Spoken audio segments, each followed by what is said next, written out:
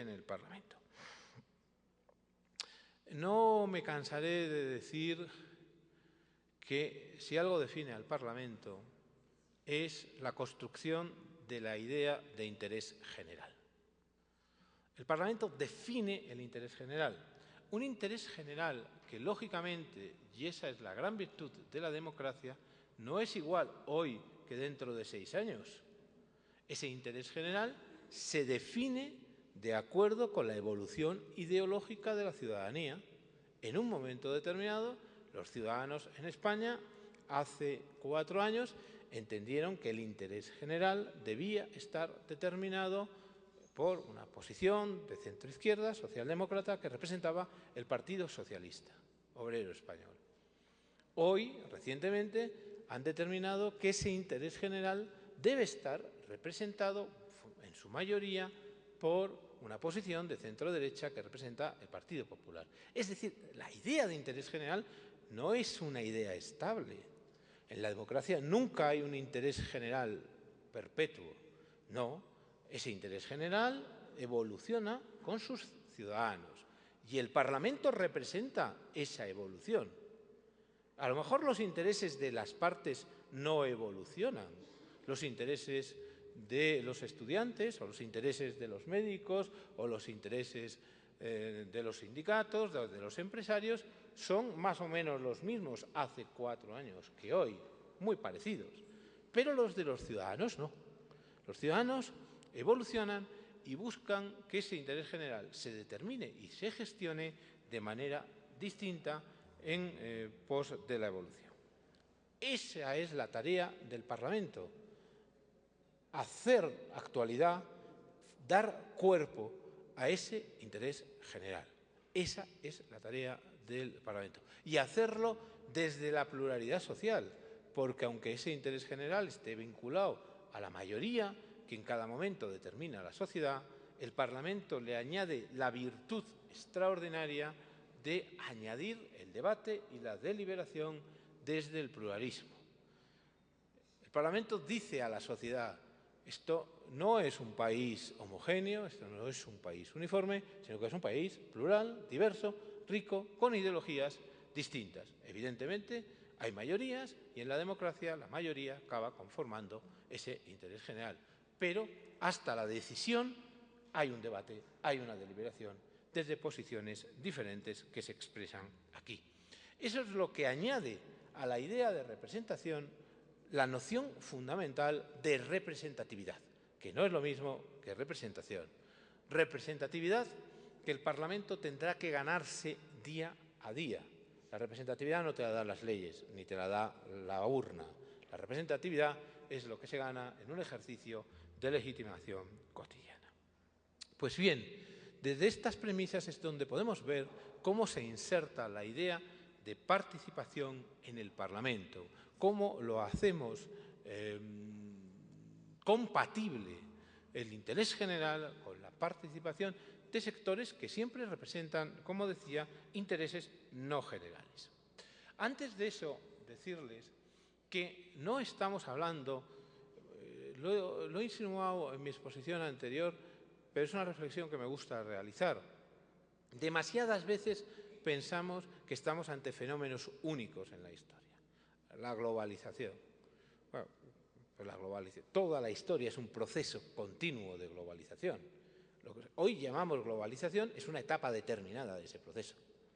Pero podemos imaginar lo que pensaron cuando tuvieron a su disposición nuestros tatarabuelos el primer teléfono, el primer avión, el primer coche. ¿No fue eso un proceso extraordinario de globalización? Es decir, las novedades son menos novedades en general. Casi todo ha sucedido en la historia. Y la participación también ha sucedido en los parlamentos. Siempre ha habido participación. No es un fenómeno nuevo.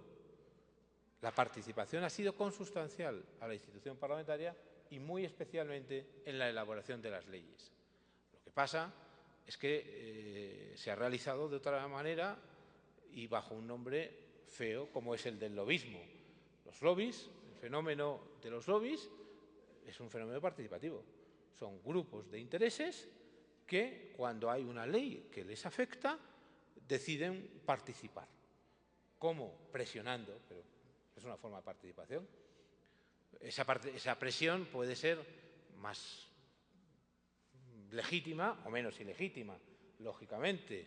Esa presión puede ser puramente participativa y, por lo tanto, totalmente legítima, o puede estar vinculada a intereses no tan legítimos. Pero la idea de que cuando hay un proyecto que me interesa, yo quiero dar mi opinión, es una idea constante al Parlamento y a cualquier institución política. Es un proceso inevitable, porque también la democracia, el juego político siempre va a ser un juego de poder, y esto son relaciones de poder, y por lo tanto es inevitable que esto se produzca cuando se hace algo tan importante como aprobar una ley.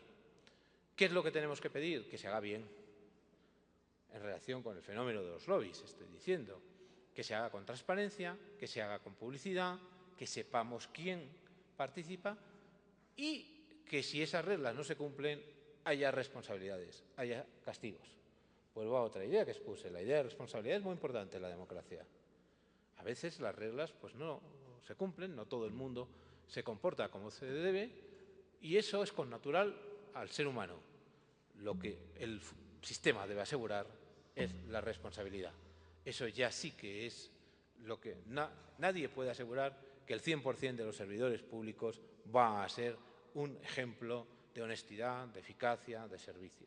Nadie lo puede asegurar, pero sí se debe asegurar que el que rompa esa regla tiene sus consecuencias. Pues en relación con el fenómeno de los lobbies, es absolutamente necesario también establecer el margen en el que queramos que se desenvuelvan y hacerlo con toda la publicidad.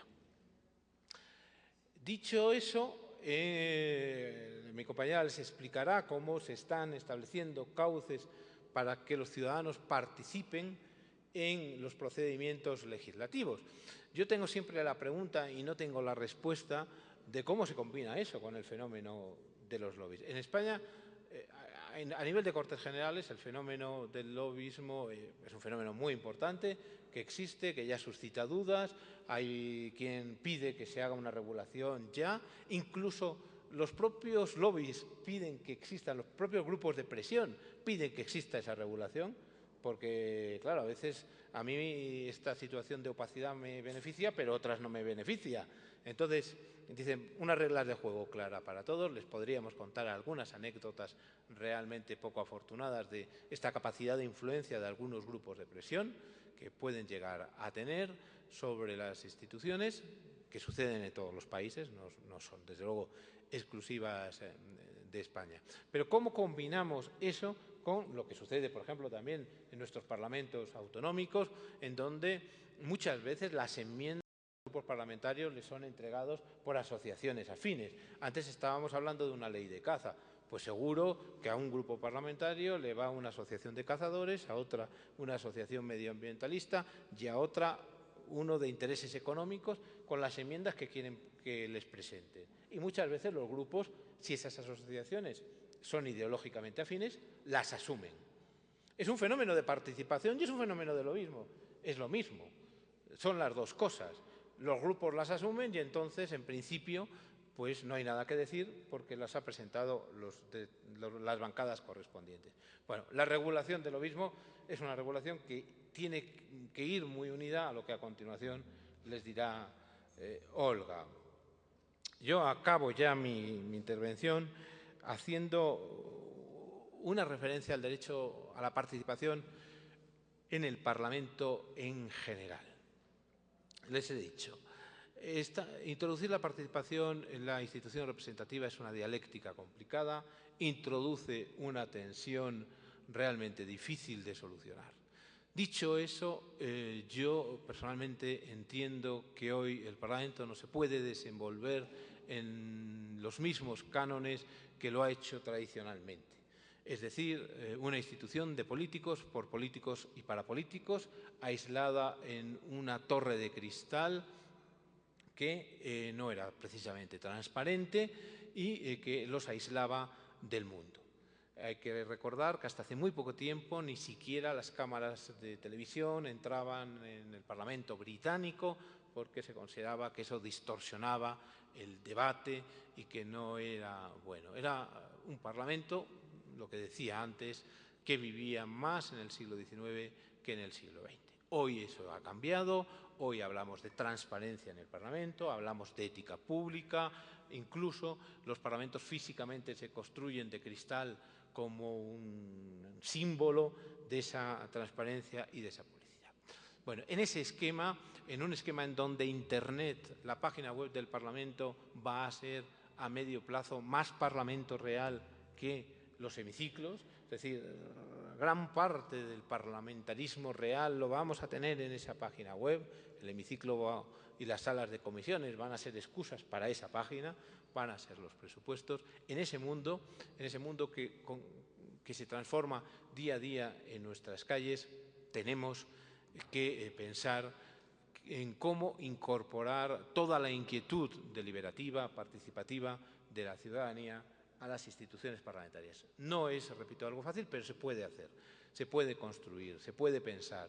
Lo puede hacer cada Cámara parlamentaria, cada asamblea puede pensar su modelo, un modelo que puede incluir derechos de información del ciudadano en relación con la Cámara parlamentaria, derechos de información política, derechos en relación con la comunicación parlamentaria, derechos de petición en relación con la institución. También incluso ciertos derechos de participación, como son las preguntas, participación en los procesos de elaboración legislativa, pero como derecho ciudadano, que es algo diferente a lo que hemos estado hablando, o un derecho que a mí me parecería importante, el derecho al debate, que mi compañera les hablará de la iniciativa legislativa. Yo tengo muchas cautelas con la iniciativa legislativa popular como derecho de participación, me produce más problemas que ventajas. Pero creo que, en cambio, los ciudadanos deberían tener el derecho a introducir en la agenda parlamentaria el debate sobre determinados temas. Temas que muchas veces no son del agrado de los políticos, si no lo incluyen. Yo quiero oír el posicionamiento de las distintas formaciones sobre un tema determinado.